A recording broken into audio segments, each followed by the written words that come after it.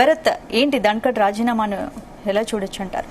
ఒకటి, మీరు చెప్తున్నట్టు దీని వెనుక ఆయన ఆరోగ్య కారణాలతో రాజీనామా చేశారన్నది మాత్రం ఏమాత్రం కరెక్ట్ కాదు, నమ్మశక్యం కాదు.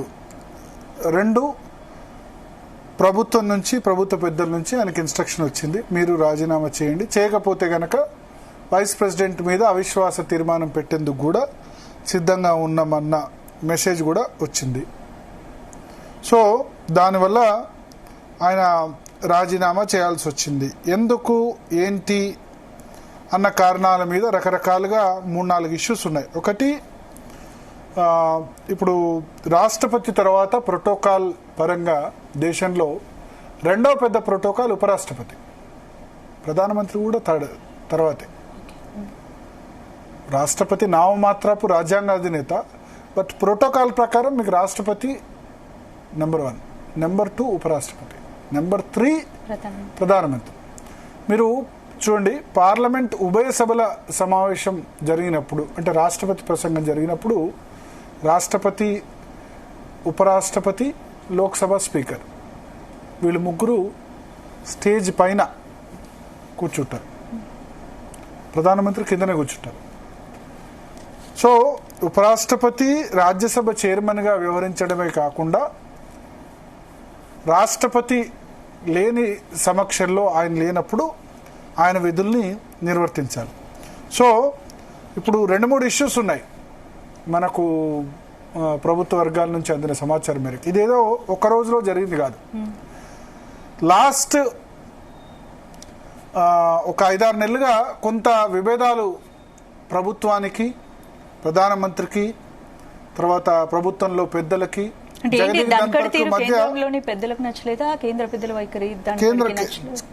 పెద్దలకి ధన్కర్ తీరు నచ్చలేదు. అల్టిమేట్ గా Modi is in powerful position. So ఆయనకు నచ్చినట్టు ఎవరైనా ఉండాలి, ఉండకపోతే డెఫినెట్ గా రిమూవ్ చేస్తారు కదా.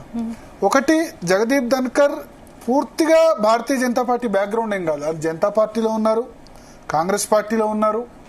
అయితే ఎప్పుడు హైలైట్ అయ్యారంటే జగదీప్ ధన్కర్ వెస్ట్ బెంగాల్ గవర్నర్గా, పశ్చిమ బెంగాల్ గవర్నర్గా ఆయన్ని అపాయింట్ చేసినప్పుడు ఆయన మమతా ప్రభుత్వాన్ని ముప్పు తిప్పలు పెట్టారు. మమతా బెనర్జీ ప్రభుత్వాన్ని జగదీప్ ధన్కర్ ముప్పు తిప్పలు పెట్టారు. అది చాలా అంటే చాలా బాగా బీజేపీలో ఉన్న పెద్దలు ఇంప్రెస్ చేసింది. ఒక విధంగా ఉపరాష్ట్రపతిగా ఆయన నియమించడం కూడా, సామాజిక వర్గం కూడా చాలా బలమైన సామాజిక వర్గం, జాట్ సామాజిక వర్గం. మీకు రాజస్థాన్లో, రాజస్థాన్, హర్యానా, ఢిల్లీ, ఉత్తరప్రదేశ్, ఈ నార్త్ ఇండియన్ స్టేట్స్లో, పంజాబ్ కానీ జాట్ అన్నది చాలా బలమైన సామాజిక వర్గం. హర్యానాలో లాంటి రాష్ట్రాల్లో నాన్ జాట్ సీఎంను పెట్టుకుని బీజేపీ గెలుస్తూ వస్తుంది. జాట్ జనరల్ గా బీజేపీకి ఓట్ బ్యాంక్ అంత కాదు, మిగతా సామాజిక వర్గాల్లాగా కాంగ్రెస్ పార్టీతో ఉంటారు, లేకపోతే ఇతర పార్టీలతో. హర్యానాలో అయితే ఇండియన్ నేషనల్ లోక్దళ్ ఇటువంటి పార్టీలతో ఉండేవాడు. సో అందుకని హర్యానాలో నాన్ జాట్ సీఎం తీసుకొచ్చి చేసింది.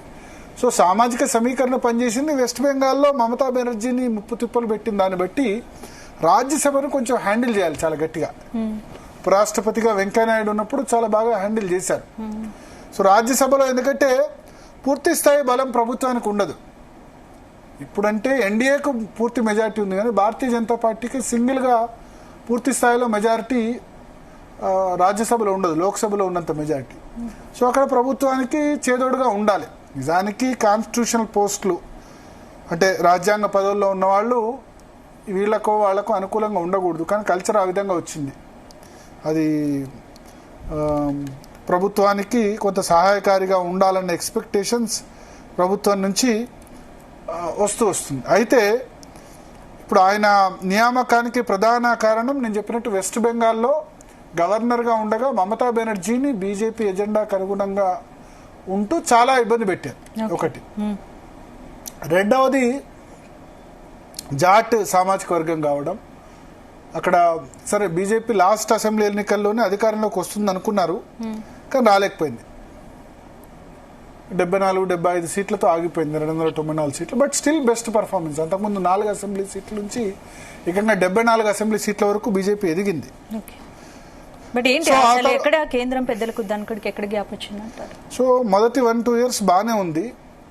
అయితే ఆయన కొన్ని విషయాల్లో ఆయన తీరు నచ్చలేదు. ఒకటి ఏంటంటే దీనికంటే ముందు గత కొద్ది రోజులుగా ఇప్పుడు మీకు ప్రభుత్వ కార్యాలయాల్లో వెళ్తే, ఏ కేంద్ర ప్రభుత్వ కార్యాలయాల్లో వెళ్తే కనుక రాష్ట్రపతి ఫోటో ఉంటుంది ఒక పక్కకు, ఇంకో పక్కకు ప్రధానమంత్రి ఫోటో ఉంటుంది, మీరు చూడండి. అదే మీరు రాష్ట్ర ప్రభుత్వ కార్యాలయాలకు ఎక్కడికి వెళ్ళినా సీఎం ఫోటో ఉంటుంది. సో ఈయన కొన్ని సందర్భాల్లో రాష్ట్రపతి ప్రధానమంత్రి ఫోటోలు అయినా ఉపరాష్ట్రపతి ఫోటో కూడా ఎందుకు పెట్టకూడదు అని డిమాండ్ చేసినట్టు. ప్లస్ విదేశీ పర్యటనలు కొన్ని సందర్భాల్లో అంటే కేంద్ర ప్రభుత్వం చెప్పకుండా కొన్ని విదేశీ పర్యటనలు చేపట్టడం. ప్లస్ ఇంకా మొన్న ఫర్ ఎగ్జాంపుల్ తర్వాత జ్యుడిషియరీని, న్యాయ వ్యవస్థను చాలా తీవ్రంగా విమర్శిస్తున్నారు. ఇప్పుడు మీరు మొన్న నోట్ల కట్టలు దొరికిన న్యాయమూర్తి విషయంలో కూడా అది చాలా తీవ్రంగా విరుచుకుపడ్డారు సుప్రీంకోర్టును వాళ్ళని. సో ఏమవుతుందంటే సుప్రీంకోర్టును ఇప్పుడు మోడీనో లేకపోతే బీజేపీనో అప్పీల్ చేసేందుకు విమర్శించవచ్చు, కానీ అతి విమర్శ కనుక ఎక్కువైతే కనుక సుప్రీంకోర్టు కేంద్ర ప్రభుత్వానికి ఇబ్బంది కలిగించవచ్చు కదా. అంటే మోడీ చెప్తానో లేకపోతే అమిత్ షా చెప్తానో నేను విమర్శిస్తున్నాను అనుకుని వాళ్ళు హార్డ్గా తీసుకుంటే కేంద్ర ప్రభుత్వం సుప్రీంకోర్టు మధ్య ఘర్షణ వైఖరి ఎక్కువైతే అటువంటివి కూడా ఎక్స్పెక్ట్ చేయొచ్చు కదా. తర్వాత నిన్న బీఏసీ మీటింగ్కు ముందు ఇప్పుడు ఈ న్యాయమూర్తులకు సంబంధించిన విషయంలో ప్రతిపక్షాలు ఇచ్చిన నోటీసు విషయంలో ఆయన తీసుకున్న వైఖరి, ప్రతిపక్షాలు నోటీస్ ఇచ్చాయి నోట్ల కట్టలు దొరికిన విషయంలో న్యాయమూర్తిని ఆయన మీద అభిశంసన తీర్మానానికి ఏంటంటే 100 మంది ఎంపీల సంతకం కనుక ఉంటే గనక దాని అభిశంసన తీర్మానాన్ని చేపట్టవచ్చు. రాజ్యసభలో లోక్సభలో రెండిట్లో పాస్ కావాలి. సో ఆపోజిషన్ 100 మందికి పైగా సంతకాలు సేకరించి పెట్టింది అధికార పార్టీ లేకుండా. అధికార పార్టీ కూడా యశ్వంత్ వర్మని తీసేయాలని అనుకుంటుంది. But at the same time Shekhar Yadav అని ఇంకో జడ్జి కూడా ఉన్నారు అలహాబాద్. మరి ఏంటి మరి మొన్న ధన్కడ్ ఏర్పాటు చేసిన అఖిలపక్ష భేటీకి బీజేపీ తరపున ఎవరు హాజరు కాకపోవడానికి గల కారణం ఏంటి? ఒకసారి అడుగుదాం. పుల్లారావు గారు, పెంటపాటి పుల్లారావు గారు మనతో పాటు చర్చలు జాయిన్ అయ్యారు. పుల్లారావు గారు, జీతం కోసం సమయం కేటాయించిన ధన్యవాదాలు. సో ఏం కనిపిస్తుంది సార్ కారణం? సడన్ ఎగ్జిట్, ఉపరాష్ట్రపతి ఈ విధంగా రాజీనామా చేయడం మనం చాలా తక్కువ సందర్భాలు. మీరు చెప్పిందంతా విన్నా, చాలా మీ ఎరుడిషన్ తో చెప్పారు, కాదన్నాం. బట్ ఒక పాయింట్ మర్చిపోయారు, కెమిస్ట్రీ, పర్సనల్ కెమిస్ట్రీ పాడైపోయింది ధన్కర్కి మిగతా బీజేపీ నాయకులు. పాలిటిక్స్ లో కాదు, పర్సనల్ లైఫ్ లో కూడా పర్సనల్ కెమిస్ట్రీ చాలా ముఖ్యం కదా. మనకి ఇష్టం వచ్చిన వ్యక్తి అన్ని తప్పులు చేసినా క్షమిస్తాం, ఇష్టం లేని వ్యక్తి మంచి చేసినా మనం క్షమిస్తాం. అందువల్ల ఆ కెమిస్ట్రీ పాడైపోయింది. ఇప్పటి నుంచి కాదు, 5-6 నెలలు బట్టి. అప్పుడు అనుకున్నది బీజేపీ ఏమిటంటే, ఈయన 2019లో గవర్నర్ బెంగాల్ గా చెప్తే ఈయన చాలా గొప్పగా హ్యాండిల్ చేశాడు. ఆమెతో తగు పెట్టుకుని పర్సనల్ తగు పెట్టుకోలేదు. ఆఖరికి 2022 ఆగస్ట్ ఎలక్షన్ కి నిలబెడితే మమతా బెనర్జీ దగ్గర 50-60 ఓట్లు దీనికి వ్యతిరేకంగా ఇవ్వకుండా అబ్స్టైన్ చేసి వెళ్ళిపోయారు. చూడండి, అంత చక్కగా మేనేజ్ చేసుకున్నారు బెంగాల్. సో అది చూసి బీజేపీ పెద్దలు దీనికి ప్రమోషన్ ఇచ్చారు. మీకు ఇంకో 2 ఉదాహరణలు ఉన్నాయి. గవర్నర్లు బాగా చేస్తే ప్రమోషన్ ఇస్తారు BJP. Ramnath Kovind governor Bihar president అవ్వాలి.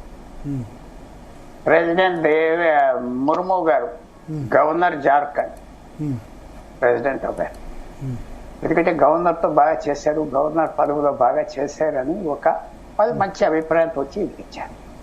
ఇంతవరకు ఇచ్చాక ఈయనకు వచ్చిన ప్రాబ్లం ఏంటంటే, ముర్ము గారు, రామ్నాథ్ కోవింద్ గారు ఎక్కడో రాష్ట్రాల్లో పనిచేసేవారు. ఈ ఢిల్లీ బేస్డ్ సుప్రీంకోర్టు లాయరు. 1989లో 2 సంవత్సరాలు ఎంపీ అది, 2 సంవత్సరాలు మంత్రి చేశాడు. వీపీ సింగ్ గవర్నమెంట్ లోను, చంద్రశేఖర్ గవర్నమెంట్ లో. తర్వాత కెరియర్ పడిపోయింది, మళ్ళీ బీజేపీ రివైవ్ చేసింది 2019లో. 30 సంవత్సరాల తర్వాత మళ్ళీ పదవి వచ్చింది ఆయన. కానీ ఆయన ఇప్పుడు ఢిల్లీలో ఉన్నారు. సో ఆయనంత లొంగే కష్టం కొన్ని విషయాల్లో వీళ్ళతో సర్దుకోలేకపోయాడు. ఆయన సుప్రీంకోర్టును విమర్శిస్తే వచ్చిన ప్రాబ్లం ఏంటంటే జడ్జెస్ ని ఏదో మోడీ గారు చేయమంటున్నారు, ఈయన వాడుకుంటున్నారు అని వచ్చింది కదా, లేకపోతే చేస్తాడా అని ఆగమన్నా, ఆగలేదు. అది ప్రాబ్లం. తర్వాత ఇంకో క్వశ్చన్ ఏంటంటే మరి అలాంటి వ్యక్తితో చక్కగా లైజాన్ చేయొచ్చు కదా, కౌన్సిలింగ్ చేయొచ్చు కదా, తప్పులేదు. అది చేయలేదు బీజేపీ. ఎందుకు చేయలేదు? ఎందుకు ఆయన కూడా చక్కగా ఇదిగో బాబు ఇలా చేస్తే ఎలాగా, ఇలా చేస్తే ఎలాగా, ఇది మనం జాగ్రత్తగా ఉండాలి అని ఏమన్నా సర్దేరా అంటే నాకు కనపడలేదు. ఒక కమ్యూనికేషన్ ఫెయిలియర్ వచ్చింది. ఆయన పర్సనాలిటీని కరెక్ట్ గా అసెస్ చేయలేకపోయారు. ఆయన తత్వం కూడా చాలా బ్రిలియంట్ మ్యాన్. మీరు ఆయన స్పీచెస్ వింటే ఎవరు స్పెల్ బౌండ్ గా ఉంటాయి. ఆ గది వదిలి వెళ్ళిపోవటానికి ఎవరికి ఇష్టం లేదు. అంత చక్కగా మాట్లాడతాడు. అన్నీ తెలుసు, అన్నీ తెలుసాయి. ఆశ్చర్యం. సో ఇది ఆ గ్యాప్ వచ్చేసింది. ఆ గ్యాప్ రావటంలో గ్యాప్ పెరిగిపోయింది. అది కూడా మీరు అన్నారు, కొన్ని కమ్యూనిటీస్ కి పౌరుషం అనే ట్రేట్ కూడా ఉంటాయి. ఈ కమ్యూనిటీ చాలా పౌరుషంగా ఉంటారు. మీకు బాగా తెలుసు. చరణ్ సింగ్ ప్రైమ్ మినిస్టర్ చేసేది. చరణ్ సింగ్ కాంగ్రెస్ ఎమ్మెల్యే. చరణ్ సింగ్ నెహ్రూ టైంలో కాంగ్రెస్ మినిస్టర్ ఉత్తరప్రదేశ్ లో. నెహ్రూను వ్యతిరేకించాడు. నీకేం తెలుసు వ్యవసాయం గురించి, నువ్వు ఎలాంటి మనిషివి అని వ్యతిరేకించాడు చరణ్ సింగ్. ఆ బోల్డ్నెస్ ఉన్నది దేవీలాల్ చరణ్ సింగ్. ఈ కమ్యూనిటీకి లొంగరు, పొలిటికల్ గా యునైటెడ్ గా ఉంటారు. చాలా చాలా గుణాలు ఉన్నాయి, చాలా గుణాలు ఉన్నాయి. నేను చెప్పిన మాట, ఉత్తరప్రదేశ్ లో ఉన్నారు, మధ్యప్రదేశ్ లో ఉన్నారు, రాజస్థాన్ లో ఉన్నారు, ఢిల్లీలో ఉన్నారు, హర్యానాలో ఉన్నారు, పంజాబ్ లో ఉన్నారు, అక్కడక్కడక్కడ కొన్ని చోట్ల ఉన్నారు. చాలా వాళ్ళ హిస్టరీ కూడా చాలా ఇంట్రెస్టింగ్. ఇండిపెండెంట్ గా ఉంటారు. కొంత స్టేజ్ వచ్చాక లెక్క పెట్టరు. ఆ గొడవ ఈయన దగ్గర పూర్తిగా ఉన్నారు. బీజేపీకి తర్వాత కాంగ్రెస్ పార్టీలో జాత్స్ ఎవరూ లేరే, ఒక్క నాయకుడు లేదే. చెప్పండి, ఒక్కర్లేదు. ఎందుకంటే ఆ డిసిప్లిన్ మంద వ్యవహారం ఉండదు వీళ్ళ దగ్గర. చెప్తున్నా, ఫ్రాంక్ గా చెప్తున్నా. ఎవరో ఉంటారు చిన్న చిన్న వాళ్ళు, కానీ పెద్ద లీడర్స్ ఎవరు జాయిన్. కానీ ఎప్పుడు ప్రభుత్వం, ఇప్పుడు కేంద్ర ప్రభుత్వానికి వ్యతిరేకంగా ఎప్పుడు మాట్లాడినట్టు కనిపించలేదు. వాళ్ళ లైన్ లోనే ఉన్నారు కదా జగదీప్ ధన్కర్. మాట్లాడకపోయినా లోపల కొన్ని విషయాలు, తెలియని విషయాలు జరుగుతూ ఉంటాయి. బ్యాడ్ కెమిస్ట్రీ అన్నా, బ్యాడ్ కెమిస్ట్రీ అన్నాక మనకు అన్ని బయటికి రావు కదా. ఇప్పుడు అందరు చూసేది ఏంటంటే ఢిల్లీలో జగదీప్ ధన్కర్ గారు సైలెంట్ గా ఉంటాడా, లేకపోతే ఆ సత్యపాల్ మల్లిక్ లాగా గవర్నర్ జమ్మూ కాశ్మీర్ తీసేయగానే ఇంకా అదే విమర్శిస్తూ వెళ్ళిపోయి ఖర్చు అయిపోయేదా, అది అందరు ఎదురు చూస్తున్నారు. ఈయన మాట్లాడితే ఎన్నో చెప్తాడు, ఈయన మాట్లాడితే ఎంతో అల్లరవుతాడు. ఆ పక్కన అలా చూద్దాం. ఆయన చేసింది చెప్పాం కదా. నేను అనుకుంటున్నా కొంచెం ఆయన మీకు పదవి ఇచ్చాక ఆ పదవికి ఆయన మర్యాద చేసుకోవాలి. ఎవరిచ్చారు పదవి గుర్తు పెట్టుకోవాలి. అది ఆ ధర్మం చేసేదా, ధర్మం వచ్చేదా అంటే నాకు కనపడలేదు. అది అలా ఉండగా మళ్ళీ ఈ సైడ్ ఉంది బీజేపీ. నంబర్ 2 పొజిషన్ రాజ్యాంగంలో ఆయన మధ్యరాత్రి తీసేయటం, రిజైన్ చేయటం, ఇదంతా చేయొచ్చా? అది నేను బాధపడుతున్నాను.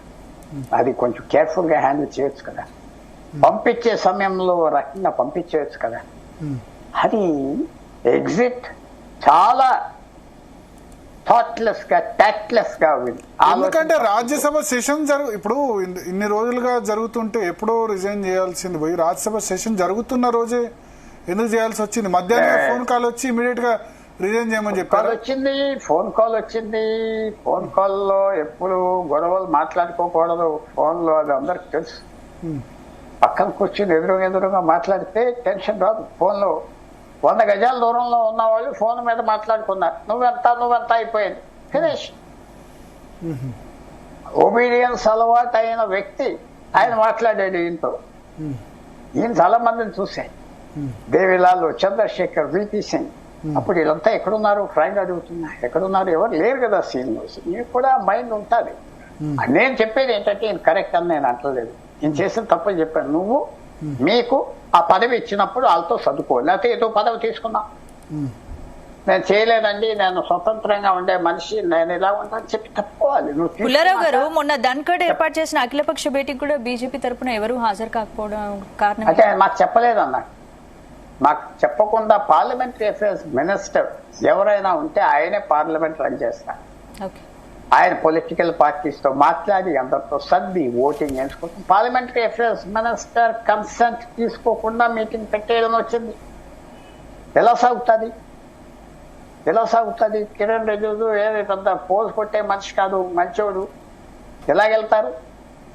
ఆల్రెడీ ఒకసారి మీటింగ్ పెట్టేసి ఏదో చేశాడు, ఈ మీటింగ్ లో ఏం చేస్తాడు, నమ్మకం పోయింది. మీకు ఒకసారి కాన్ఫిడెన్స్ పోయే చాలా కష్టం. ఆ కాన్ఫిడెన్స్ పోయాక ప్రవర్తన ఎలాగ ఉంటుంది, అన్ప్రిడిక్టబుల్. ఏం చేస్తాడో మనకు తెలియదు. ఇప్పుడు తగ్గితేలా అనుకున్నారు. కానీ నేనేమంటున్నానంటే, రాజ్యాంగంలో ఉన్న పదవి ఇంకా కేర్ఫుల్ గా డీల్ చేసి ఆయన బయటికి పంపించేస్తే పంపించారు. ఇంకో రకంగా పంపించాలి కదా, మెల్లిమెల్లిగా మాట్లాడి ఆయనతో కమ్యూనికేషన్ బ్రేక్ డౌన్ అయింది కాబట్టి పరిస్థితి ఎవరు మాట్లాడలేదు. ఇప్పుడు ధన్కడ్ రాజీనామాను అయితే ఆమోదించారు కదా రాష్ట్రపతి. తదుపరి ఉపరాష్ట్రపతికి అయితే రంగం సిద్ధమైంది. ఎవరెవరు ఉన్నారు రేసులో? ఆల్రెడీ రాజకీయంలో ఎప్పుడు వ్యాక్యూమ్ లేదు. ఆటోమేటిక్ గా ముఖ్యమంత్రి చచ్చిపోయాడు, ముఖ్యమంత్రి రిజైన్ చేసేది అనగానే ఆయన పక్కన ఉన్న వాళ్ళే నాకు పదవి కావాలంటే భరత్ గారికి బాగా తెలుసు. పాలిటిక్స్ లో వ్యాక్యూమ్ లేదు, పాలిటిక్స్ లో దయ ఉండదు. భారతీయ జనతా పార్టీ వ్యక్తి అవుతారా, అలయన్స్ పార్ట్నర్స్ నుంచి అవుతారా? చాలా ఎట్లా అంటే స్పెక్యులేషన్స్ ఎంత దారుణంగా వస్తున్నాయంటే నేను చెప్తాను. కొన్ని ఇప్పుడు కొద్దిమంది కాంగ్రెస్ వాళ్ళు ఇక్కడ తెలంగాణలో కేసీఆర్ కు ఉపరాష్ట్రపతి, కవిత కేంద్ర కేబినెట్ లో జాయిన్ అవుతున్నారు. ఇట్లా అంటే ఎట్లా పడితే అట్లా రాసేస్తున్నారు. తర్వాత నితీష్ కుమార్ ఒక అవకాశం ఉంది పొటెన్షియల్ గా. ఆయన బీహార్ లో ఇంకా ఆయన పని అయిపోయింది కాబట్టి ఆయన గౌరవప్రదంగా వీడ్కోలు ఇస్తారు, లేకపోతే నితీష్ కుమార్ పార్టీకి సంబంధించి హరివంశీకి ఇస్తారు. ఇట్లాంటి అంటే మీ ఉద్దేశం భారతీయ జనతా పార్టీ క్యాండిడేట్ అవుతారా, వేరే వాళ్ళు కూడా కావచ్చా? శశి థరూర్ పేరు కూడా వినిపిస్తుంది. మీ మాట కట్టవచ్చా? క్షమించండి, నిన్నటి నుంచి శశి థరూర్ పేరు కూడా వచ్చింది. అదే చెప్తా. కాంగ్రెస్ ఇప్పుడు బండారు దత్తాత్రేయ గారిని ఉపరాష్ట్రపతి చేయాలని తెలంగాణ ముఖ్యమంత్రి రేవంత్ రెడ్డి కూడా డిమాండ్ చేస్తున్నారు. మీరేమంటారు? ఆయన ఎవరు? కాంగ్రెస్ పార్టీ ఆయన పేరు సజెస్ట్ చేయనండి, నువ్వు ఎరుకున్నా వచ్చి ఇస్తే బాగుంటుంది అంటే ఎలా కుదురుతుంది? కాంగ్రెస్ పార్టీ ఒఫీషియల్ గా ఈ పేరు అయితే యునానిమస్ గా చేస్తామని చెప్పరు కదా. అలాగే బీజేపీలో కూడా కొంతమంది శశి థరూర్ అయితే బాగుంటుంది వైస్ ప్రెసిడెంట్ అంటున్నారు. సో ఇదేం పేర్లు ఉందో ఏదో పేరు తీసుకొస్తారు. నేను ఆశించేది కూడా ఏంటంటే, వాళ్ళు బీజేపీకి వాళ్ళు పెరగాలంటే మార్జినలైజ్ కమ్యూనిటీ, జాబ్స్ అనుకోండి, ఇలాంటి కమ్యూనిటీ ఇవ్వాలి. అది ఎలాగైతే నేను చాలా గొప్ప చాయిస్ ద్రౌపది ముర్ము గారు అనుకుంటున్నా, చాలా గొప్ప చాయిస్. అలాగే రామ్నాథ్ కోవింద్ గారు గొప్ప చాయిస్. మొరార్జీ దేశాయ్ దగ్గర పిఏగా పనిచేసాడు వ్యక్తి, ఫుల్ డిగ్నిటీతో చేసాడు. ఫుల్ డిగ్నిటీతో అతను లోపం లేదు, మహా వ్యక్తిగా బయటకు వచ్చాడు. అందువల్ల అలాంటి వ్యక్తి సెలెక్ట్ చేస్తారు అనే భావిస్తుంది. అలాంటి వ్యక్తి అంటే ఇప్పుడు జగదీప్ ధన్కర్ ఆ విధంగా లేదా, మెచ్యూరిటీ లేదా? చెప్పింది ఏంటంటే కొంచెం ఇండిపెండెంట్ లైఫ్ లీడ్ చేశాడు కదా. ఇండిపెండెంట్ గా ఉండడం తప్ప రాజ్యాంగ పదవుల్లో ఉన్న వాళ్ళు కాంప్రమైజ్ కావాల్సిందేనా ప్రభుత్వం? మీరు నన్ను పిలిచారు చాలా మర్యాద పూర్వకంగా, మీ ఛానల్ మీద పిలిచారు. ఇప్పుడు నన్ను తిరుత మొదలు పెట్టమంటారా? డిస్కషన్ వేరు. రాష్ట్రపతి ఉపరాష్ట్రపతి, ఇప్పుడు ఉపరాష్ట్రపతి అన్నప్పుడు రాజ్యసభలో అందరికి అవకాశం ఇవ్వాలి కదా, ఇవ్వద్దా ప్రభుత్వం అని చెప్పి కాదు. వాళ్ళు కేర్ఫుల్ గా మాట్లాడకూడదు, కనపడకూడదు, అక్కడ ఉండాలి. అది పదవి. తర్వాత ఒకటి భరత్ గారు చాలా నేను విచారపడేది ఏంటంటే 14వ వైస్ ప్రెసిడెంట్ అనుకుంటున్నా ఆయన, నేను గూగుల్ చూసి చెప్పట్లేదు, జ్ఞాపకంతో చెప్తుందా, ఏ వైస్ ప్రెసిడెంట్ రిజైన్ చేయలేదు పాపం, ఈయన ఒక్కడికే దక్కి. ముగ్గురు చేశారు కానీ వాళ్ళు రాష్ట్రపతి పదవికో ఇంకో దేనికో పోటీ చేసేందుకు రిజైన్ చేశారు. వెళ్ళిపోయారు, గెలిచారు. వెంకటరామన్ గెలిచాడు, శంకర్ దయాశ్రమ గెలిచి వెళ్ళిపోయాడు. ఈయన ఒక్కడే, ఈయన కూడా తొందరపడిపోయాడు ఆ మాటలు విని. ఈయనంతటి ఈయన రిజైన్ చేశాడంటారా ఆవేశంతో, లేకపోతే వాళ్ళు రిజైన్ చేయమని చెప్పారంటారా? రీసెర్చ్ బట్టి ఆ మాటలు నువ్వెంత అని వచ్చేసి ఇద్దరు పెద్ద మనిషి మధ్యవర్తిగా డిసిప్లిన్ చేద్దామని ప్రిన్సిపల్ మొదలుకు వస్తే ప్రిన్సిపల్ మీదే పడిపోతాడు స్టూడెంట్. అంతే కదా, ఆ డిసిప్లిన్ చేసేవాడు ఇంకోటి ఎవడో ఉండాలి మధ్యలో, ప్రిన్సిపల్ చేయకూడదు. సో ఇది నేను అనుకుంటున్నా ఆయన చేసింది మంచి పని నేను అంటలేదు, కానీ ఆయన ఈ రకంగా తీసేయటం ఛాలెంజ్ చేయకూడదు, తప్పదు. ఆయనకు రూమ్ ఇవ్వాలి, వెనక్కి వెళ్ళిపోవటానికి స్థలం ఇవ్వాలి, రూమ్ ఇవ్వాలి. ఇలా చేస్తే ఎలాగా? బ్రేకింగ్ న్యూస్ ఏంటంటే ఆయన జగదీప్ ధన్కర్ ఆఫీస్ ను సీల్ చేసేశారు, Jagdeep Dhankhar social media team ను తీసేశారు. ఆయన రాత్రి 9:30 గంటలకు రిజైన్ చేస్తే రాత్రి 12 గంటలకు ప్రెసిడెంట్ యాక్సెప్ట్ చేశారు, 2-3 గంటల్లోనే. చాలా హర్రీగా ఉంది ప్రభుత్వం. ఎందుకు చేయరు? ఆయనకు సంబంధించిన ఐఏఎస్ ఎవరైతే ఐఏఎస్ ఆయన సెక్రటరీస్ ఉన్నారో వాళ్ళని రిమూవ్ చేసేసారు. మీకు నంబర్ 1 ఉంటాడు, నంబర్ 2 ఉంటాడు, నంబర్ 3 వెళ్ళి మిమ్మల్ని ఇద్దరిని తిడుతున్నాడు ఇలాగన్నారంటే రెచ్చగొట్టేయచ్చు కదా. ఇది ఏం జరిగింది లోపల, ఏం నమ్మిన బట్టు తీసుకొచ్చాడు, ఇవన్నీ తర్వాత వస్తాయి. తప్పుగా చేశారంటున్నా ఆయన కూడా కొంచెం జాగ్రత్తగా ఉండవలసి. ముఖ్యంగా ఏమిటంటే మీరు అన్నమాట రాష్ట్రపతి వైస్ ప్రెసిడెంట్ మాట్లాడకూడదు, మీకు 2 విషయాలు చూపెడుతున్నాను. గయానీ జైల్ సింగ్ 1922లో ప్రెసిడెంట్ అయ్యారు, చక్కగా రాజీవ్ గాంధీ ప్రైమ్ మినిస్టర్ చేశామన్నాడు, దెబ్బలాటం మొదలుపెట్టాడు. 3 సంవత్సరాలు రాజీవ్ గాంధీతో దెబ్బలాడాడు, మాటలు లేవు వాళ్ళిద్దరి మధ్యన, వెళ్ళిపోయాడు. ఏం ఆనందం వచ్చింది దాంట్లో? రాజీవ్ గాంధీ కొద్దిగా ఇమెచ్యూర్ గా ఉన్నాడా అప్పుడు, లేకపోతే జైల్ సింగ్ ఆ పరిశ్రమ రానివ్వకూడదు కదా, రానివ్వకుండా పనిచేయాలి కదా. ఆయన మీద కూడా భారం ఉన్నది ఆ పదవి తీసుకుంది, ఫెయిల్ అవ్వదు. ఇప్పుడు ధన్కర్ గారు ఆ ఊపిలో ఆ కోపంలో మొన్న రాత్రి 9:30 వరకు దేశంలో నంబర్ 2, 9:45కి 0 అయిపోయాయి. ఐఎమ్ సారీ, చాలా విచారిస్తున్నా. ఆయన అంటే ఇక్కడ తగ్గాల్సింది ధన్కరే తగ్గి ఉండాల్సింది అంటారు. ధన్కర్ ఆయన డిగ్నిటీ కాపాడుకోవాలి. అదర్ సైడ్ అంత తొందరగా కూడా పడుకోవాలి. ఇంత ఒక నంబర్ 2 అంత ఈజీగా తీసేయటం దేశానికి మంచిది కాదు. డెఫినెట్లీ నాట్ రైట్, దాంట్లో డౌట్ లేదు. నేను ఇది ఒక కాన్స్టిట్యూషనల్ పదవుల నుంచి, రాజ్యాంగ పదవుల నుంచి పక్షపాతాలు ఆశించడం కరెక్టేనా?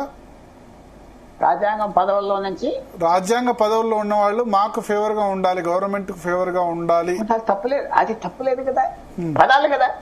మీకు ఇంకో విషయం చెప్తున్నా, శివరాజ్ పాటిల్ స్పీకర్ గా ఉండేవాడు నరసింహారావు టైం. ఆయన చాలా స్ట్రైట్ మ్యాన్, అన్ని అడ్డాలు పెట్టేవాడు. నరసింహారావు గవర్నమెంట్ కి మెజారిటీ లేదు. నరసింహారావు ఏమన్నాడు తెలుసా? కాంగ్రెస్ లీడర్స్ అందరూ ఇలా చెత్త, జస్ట్ సఫర్ అన్నాడు. ఏమన్నాడు? జస్ట్ సఫర్ అన్నాడు, నువ్వు అనుభవించు అన్నాడు నరసింహారావు. అలాగా ఇంకో చిన్న విషయం కూడా మీకు చెప్తున్నా, మనకి ప్రెసిడెంట్ వైస్ ప్రెసిడెంట్ డిగ్నిఫైడ్ గా ఉండాలి. అంటే వాళ్ళు తప్పు చేస్తే చేశారు, తప్పదు. మేము ఆ పదవి తీసుకున్నందుకు నువ్వు ఏదో పెద్ద పాలిటీషియన్ అయి పదవి అంటే కుదరదు. అది మాత్రం చాలా విచారిస్తున్నా. ఇదో మంచి పని కదా. తర్వాత ఇందాక మీ కో యాంకర్ గారు ఒక ప్రశ్న అడిగారు, అంత తొందర ఏంటి? రాజకీయాలు ఎప్పుడు వాక్యం లేదు.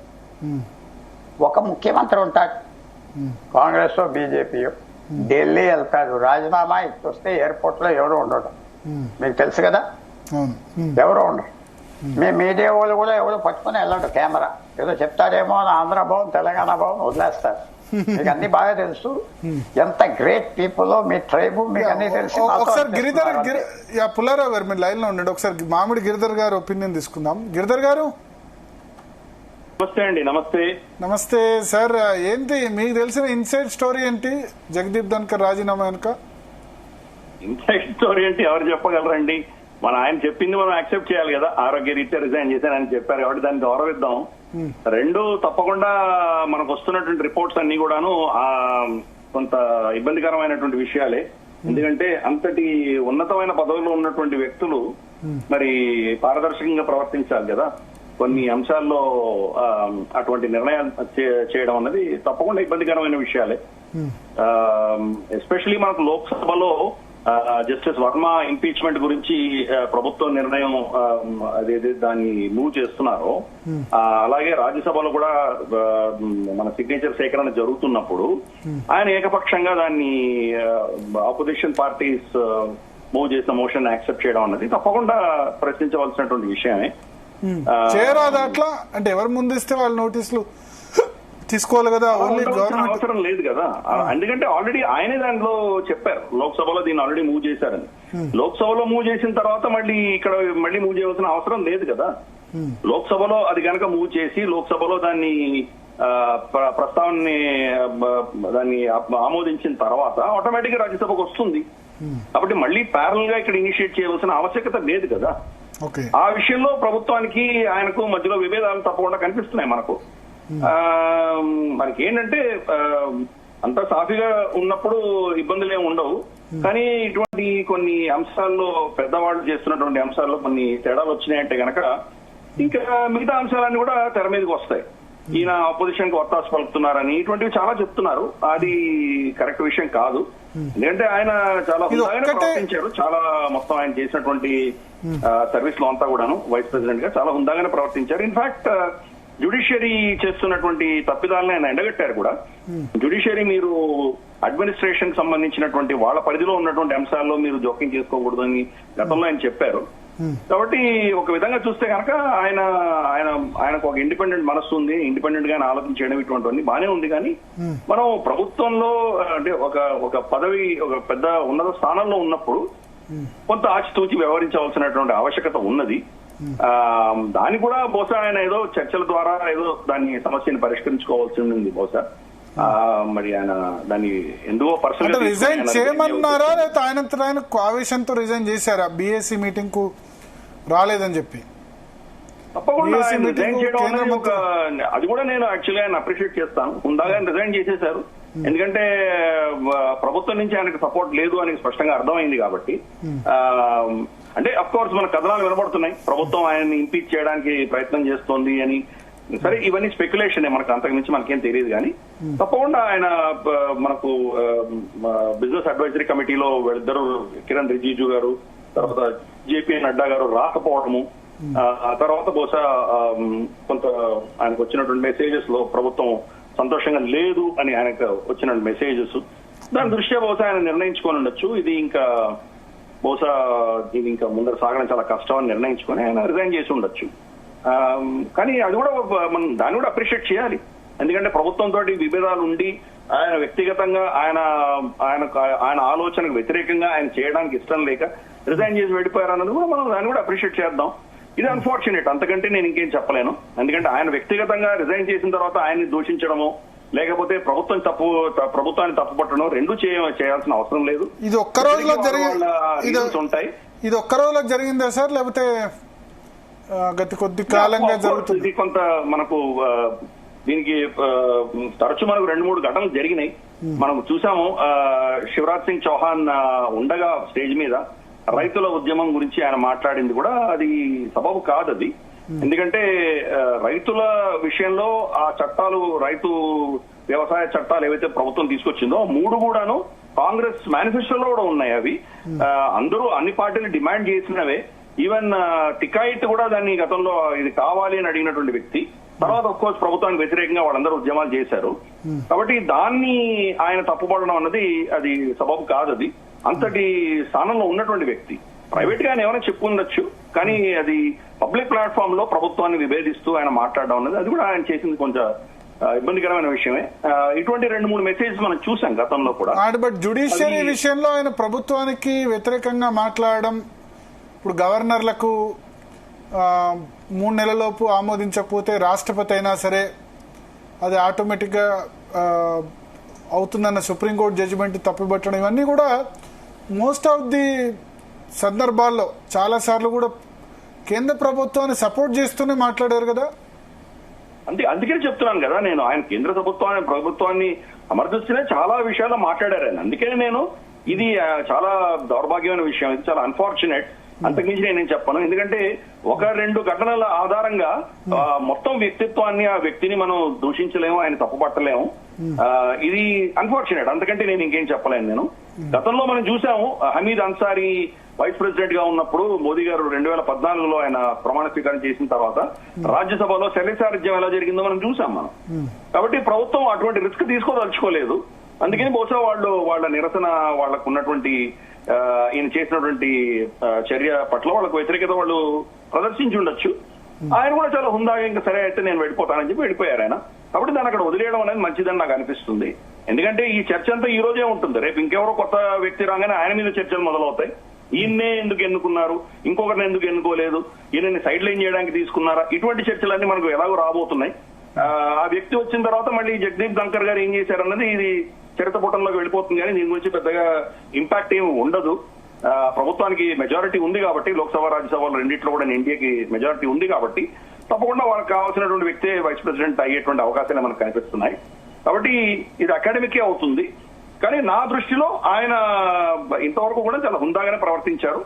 2-3 ఘటనలు తప్పకుండా ప్రభుత్వాన్ని ఇబ్బందికరమైనటువంటి విషయాల్లో ఆయన స్టేట్మెంట్స్ కానీ, ఆయన చేసినటువంటి ప్రవర్తన కానీ కొంత ఇబ్బంది కలిగించినటువంటి విషయాలు వాస్తవమే.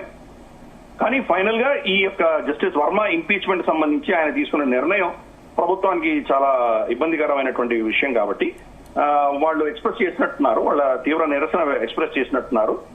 దానికి కూడా ఆయన స్పందించి ఇంకైతే సరే నేను వెళ్ళిపోతానని చెప్పి ఆయన వెళ్ళిపోవడం అనేది మనం చూస్తున్నాం మనం. కాబట్టి అంతకుమించి నేను దీంట్లో పెద్దగా ఏం చూడట్లేదు. ఆయన యొక్క గౌరవాన్ని, ప్రతిష్టను నేను వ్యతిరేకించను. ప్రభుత్వంతో ఆయన వ్యతిరేకించారు కాబట్టి, అలాగే ప్రభుత్వం ఆయన మీరు వెళ్ళిపోండి అని చెప్పారని కూడా నేనే అనను. ప్రభుత్వానికి కూడా అధికారం ఉన్నది. ఎందుకంటే గతంలో వాళ్ళు ఇటువంటి చేదు అనుభవాలు చూశారు కదా. హమీద్ అన్సారీ ఉన్నప్పుడు రాజ్యసభలో శల్యసారథ్యం ఎలా జరిగిందో మన కంటి ముందరే చూస్తున్నాం. ఆయన అదే పనిగా ఆపోజిషన్ పార్టీలని చేయి చూపించి మీరు మొదలు పెట్టండి గొడవ అని చెప్పడం, ఇవన్నీ చూసాం మనం.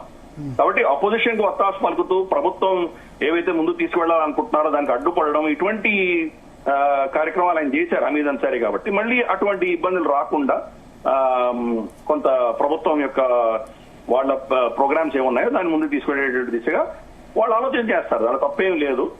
అదే ఆయన నిరసన తెలిపారు వాళ్ళకి. ఆయన తెలపడంతో ఆయన ఫైనల్ గా బహుశా హుందాగా ఆయన వెళ్ళిపోయారు. కాబట్టి దాన్ని అలాగే స్వీకరిద్దాం, దాన్ని అక్కడే వదిలేద్దాం. అంతకు మించి నాకు పెద్ద దీంట్లో కాంట్రవర్సీ ఆలోచన చేయవలసింది నాకేం కనిపించట్లేదు. బట్ పుల్లారావు గారు ఆపోజిషన్ చేసే ప్రయత్నం చేస్తుంది కదా కాంట్రవర్సీ. ఇప్పుడు ఆపోజిషన్ ఒక దశలో జగదీప్ ధన్కర్ మీద మేము ఏమంటారు అవిశ్వాస తీర్మానం కూడా పెడతామన్నారు. ఇప్పుడేమో ఈ విధంగా మాట్లాడుతారు. ఇప్పుడు అది పాలిటిక్స్ లో నిమిషాలకి స్నేహాలు వచ్చేస్తాయి. మనం అది politics next strange bed fellows అన్నారు. ఎవరెవరు కలుస్తారో మనం ఎవరు చెప్పలేం. కలుస్తా అది పాలిటిక్స్. అది మనం తప్పు పడితే కష్టం. మేనేజ్ చేసేవాళ్ళు మేనేజ్ చేయాలి. గిరిధర్ గారు చెప్పింది చాలా బాగున్నది. నేను ఒకటే అనుకుంటున్నా, గవర్నమెంట్ కూడా చాలా కేర్ఫుల్ గా డీల్ చేయవలసింది. ఇబ్బంది ఉంటే ఇలాగ ఎగ్జిట్ అవటం, ఈ మధ్యరాత్రి ఎగ్జిట్ అవటం నాకు బాగోలేదు. నెంబర్ 2, తర్వాత ఫ్యూచర్ లో కూడా ఇది కాన్స్టిట్యూషనల్ పొజిషన్స్ కి ఇలా తీసేయచ్చు. అది ఇంకో పొలిటికల్ పార్టీస్ కూడా వచ్చాక తీసేస్తారు కదా. ఇంకో మెజారిటీ పార్టీ వస్తే ఉన్న వాళ్ళు తీసేస్తారు కదా. సో అది అంత మంచి ప్రెసిడెంట్ కాదు అని నేను ఫీల్ అవుతున్నా. ఎందుకంటే మన దేశంలో ఒక పార్టీ ఎలక్ట్ చేస్తారు ప్రెసిడెంట్, ఉపరాష్ట్రపతిని. వాళ్ళ పార్టీ అధికారంలో లేకపోయినా కంటిన్యూ చేస్తారు చాలా హుందాగా. ఇప్పుడు ఈ ఆలోచన ఫ్యూచర్ లో వస్తాయి. ఇప్పుడు మనకు వ్యతిరేకంగా ఉన్నారు, లోక్సభ రాజ్యసభలో మనకు మెజారిటీ ఉన్నా తీసేయి చేస్తారు. సో ఆ బ్యాడ్ ప్రెసిడెంట్స్ ఉండకూడదు. ఈ విషయమైన కాదు నేను ఫీల్ అవుతున్నాను. వారు చెప్పింది అందరు చెప్పింది నేను ఇంకా ఎక్కువ కూడా చెప్తాను. ఆయన పదవి తీసుకున్నప్పుడు ఒక పద్ధతిలో ఉండాలని తెలుసు కదా ధన్కర్ గారికి. లేకపోతే నేను చేయలేనండి ఈ పదవి, నేను ఇలాగా చెప్పేవలసిందాను.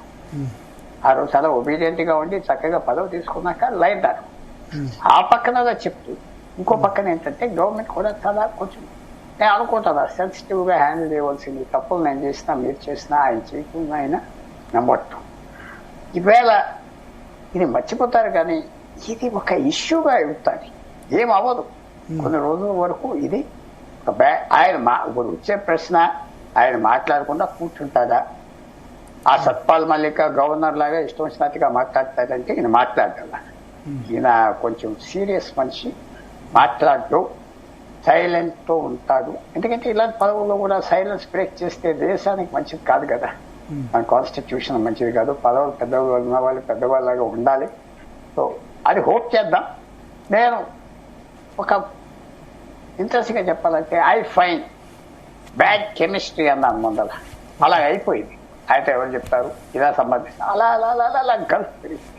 అంటే పుల్లారావు గారు ఇప్పుడు నెల రోజుల్లో ఎన్నికల ప్రక్రియ పూర్తి చేయాలని కేంద్ర ఎన్నికల సంఘం కూడా ప్రకటించింది కదా, మరి ఎన్నికల ప్రాసెస్ ఎలా ఉంటుంది అనుకోవచ్చు? అది బాగా అసలు కాన్స్టిట్యూషన్ లో టైం లిమిట్ లేదు. వైస్ ప్రెసిడెంట్ రీజనబుల్ టైం అన్నారు. ప్రెసిడెంట్ 6 నెలలు ఉన్నది అనుకుంటున్నాను. సో అది పెట్టేశారు. 2 months చెప్పారు. 2 months అనుకున్నాను. కాదు, అది దేర్ ఇస్ నో లిమిట్ అనుకున్నాను నేను. Maybe I'm wrong. Reasonable time అని ఉండేది. Maybe I'm wrong. అందువల్ల ఇప్పుడు ఆల్రెడీ ఏరేసుకుని ఉంటారు. చాలా మంది లైన్ అప్ అయిపోయారు. అది రాజకీయంలో వ్యాక్యూమ్ ఉండదు కదా. పదవి ఖాళీ వచ్చిందా వస్తుందా అని చూస్తే తప్పలేదు. అది పవర్, నేచర్ ఆఫ్ పవర్.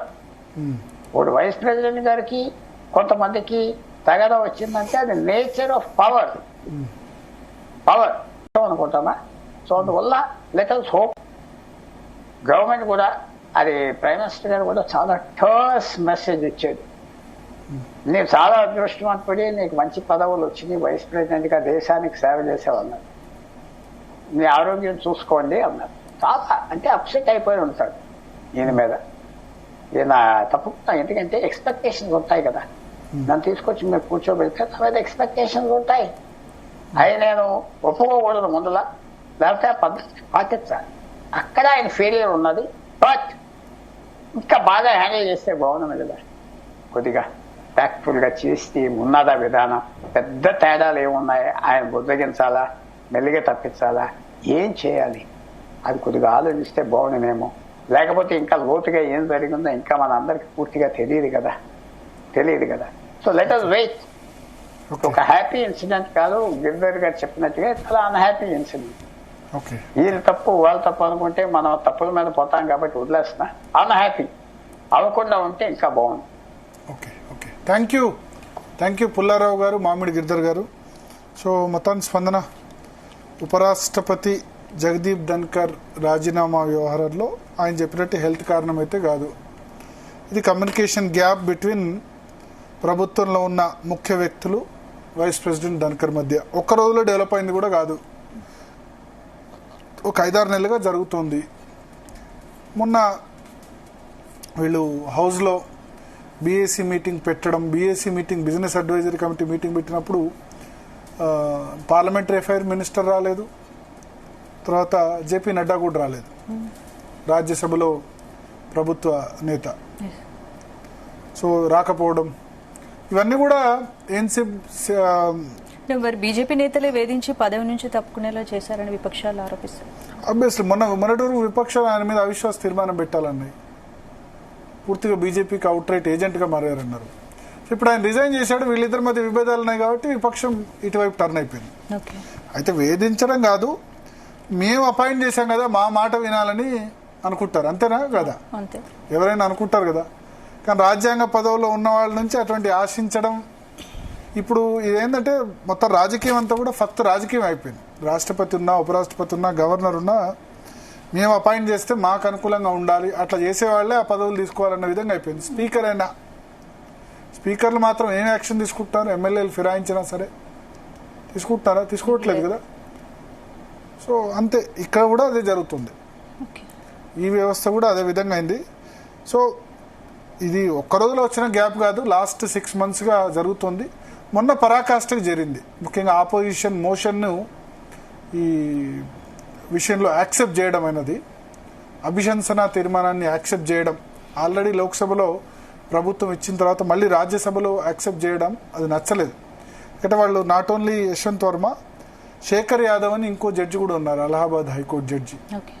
ఆయనకు వ్యతిరేకంగా కూడా సంతకాల సేకరణ చేశారు. ఆయన రాజ్యాంగంలో కొన్ని, అంటే ఇప్పుడు వర్మకు సంబంధించిన ఇన్సిడెంట్ వేరు, శేఖర్ యాదవ్ ఇన్సిడెంట్ వేరు. వర్మనేమో నోట్ల కట్టలు దొరికాయి. శేఖర్ యాదవ్ ఏమన్నారంటే కొంత మతపరంగా మాట్లాడారు. సో మతపరంగా మాట్లాడినప్పుడు అది అవినీతి కింద దాని కిందకి రాదు, మిస్కమ్యూనికేషన్ ఏమంటారు, మిస్కండక్ట్ కిందకి వస్తుంది. మిస్కండక్ట్ చేశారనొచ్చు. మిస్కండక్ట్కు అభిశంసన చేయాల్సిన అవసరం లేదు, అది ప్రభుత్వ అభిప్రాయం. సో ఇవి రెండు కలిపి మూవ్ చేయడం ప్రతి ప్రభుత్వం మూవ్ చేసింది కాకుండా ప్రతిపక్షాన్ని మూవ్ చేసిందని యాక్సెప్ట్ చేయడం, దీనివల్ల ఆ రోజు పరాకాష్ఠకు చేరి బహుశా వాళ్ళు బిజినెస్ అడ్వైజరీ కమిటీకి రాకపోవడం, ఈయన కూడా ఇంకా నేను రాజీనామా చేస్తానంటే చేస్తే చేయని వీళ్ళు అన్నట్టున్నారు. ఓకే. ఫస్ట్ చెప్పినట్టున్నారు రాజీనామా చేస్తే చేయని వీళ్ళు అన్నట్టున్నారు. ఆయన రాజీనామా హెల్త్ రీజన్స్తో చేస్తున్నాను అని చెప్పేశారు. ఓకే. సో అది జరిగింది. ఇంకొన్ని రోజులు అయితే అందరు మర్చిపోతారు అన్నట్టు, కొత్త ఉపరాష్ట్రపతి వస్తే అందరు మర్చిపోతారు. కానీ స్పెక్యులేషన్లో వస్తున్నట్టు కేసీఆర్ ఉపరాష్ట్రపతి అవుతారు, నితీష్ కుమార్ అవుతారు, ఇవన్నీ మనకు తెలియదు. మోడీ షాలు ఇప్పుడు మీకు రామ్నాథ్ కోవింద్ను ప్రెసిడెంట్ చేసేంత వరకు కూడా ఎవరు ఎక్స్పెక్ట్ చేయలేదు కదా. అవును, అవును. ఉపరాష్ట్రపతిగా జగదీప్ ధన్కర్ని చేస్తారని కూడా ఎవరు ఎక్స్పెక్ట్ చేయలేదు. ద్రౌపది ముర్ముని ప్రెసిడెంట్ చేస్తారని ఎక్స్పెక్ట్ చేయలేదు. Yes. సో చాలా సర్ప్రైజ్ ఛాయిస్లు ఉంటాయి నరేంద్ర మోడీ, అమిత్ షాలు. మనం ఎక్స్పెక్ట్ చేయని విధంగా ఉంటాయి. ఓకే. చాలా మంది విపక్ష నేతల పేర్లు కూడా వినిపిస్తున్నాయి. గులాం నబీ ఆజాద్, శశి థరూర్, వీళ్ళందరూ చేస్తారని. వాళ్ళకి ఛాన్స్ లేదు. సో ఈ ఎక్స్పీరియన్స్ తో నాకు తెలిసేదంటే ప్రభుత్వం చెప్పిన మాటను అవుట్ రైట్ గా వినేవాళ్ళని చేస్తారేమో.